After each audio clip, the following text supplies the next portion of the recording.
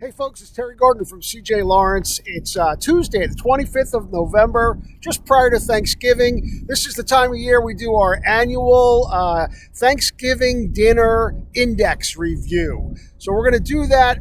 We're going to talk briefly about the bond vigilantes and whether or not they'll ride in 2025, and then I'll tell you where I am. So first off, we do this annually. The American Farm Bureau measures the cost of the Thanksgiving dinner each year, and we like to take a look because it gives us a little bit of a barometer on where inflation's headed.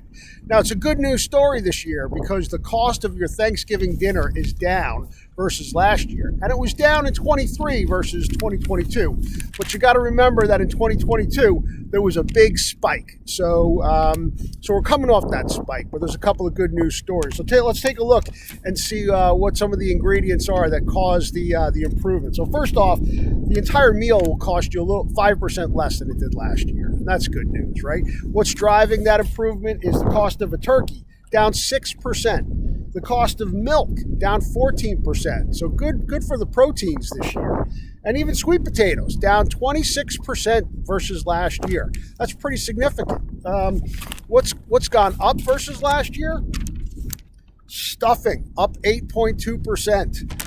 Dinner rolls, 8.4%. So the carbs are driving costs higher this year.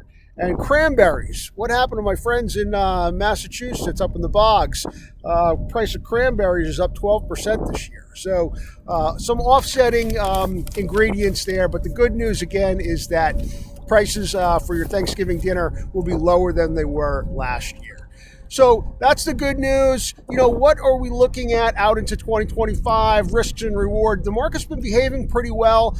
Earnings and interest rates are two things that we we spend a lot of time looking at, and they look to be in pretty good shape. The earnings growth for next year looks good. The current levels of interest rates are not punitive, and likely heading lower if you believe what the Fed is telegraphing. But the bond vigilantes, who are these guys and could they ride again? And they could be gals, of course.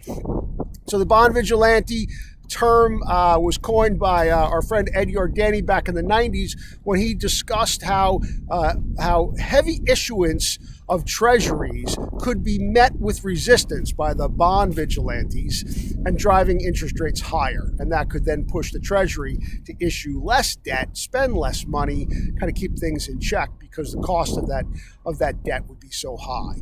So, we're waiting to see. The government's issuing a lot of debt in 2025, a lot of new issues that are replacing matured issues from the last year, 2 years. About $825 billion in new issues expected from the Treasury in just the first quarter alone. That's about the same amount as the entire annual defense budget. So that's a pretty big number. So we're going to look in 2025 to see if the bond vigilantes, ride, push back on all this issuance from the Treasury. That would keep interest rates a little bit higher than we've been having, and would probably put some pressure on markets generally. We're watching. We'll see if it materializes. In the meantime, the outlook for interest rates and earnings is pretty good, and the stock market's behaving well. And that's really it for our pre-Thanksgiving message. Where are we and why are we here? So this behind me is the Fire Island Inlet. Just in the direction that I'm facing south is Fire Island. Long Island is behind me. That's actually Oak Island, which is an island in between Fire Island and Long Island behind me. This is the Fire Island Inlet, which connects the Great South Bay and the Atlantic Ocean. This water right now is teeming with striped bass. So from a Thanksgiving perspective, the old lore on Long Island was that in the early Thanksgivings, and yes, they apparently did have Thanksgiving here on the island, the Thanksgiving dinner was often filled with striped bass, blackfish, right from these waters and from outside the inlet, just in the ocean on the other side of the inlet.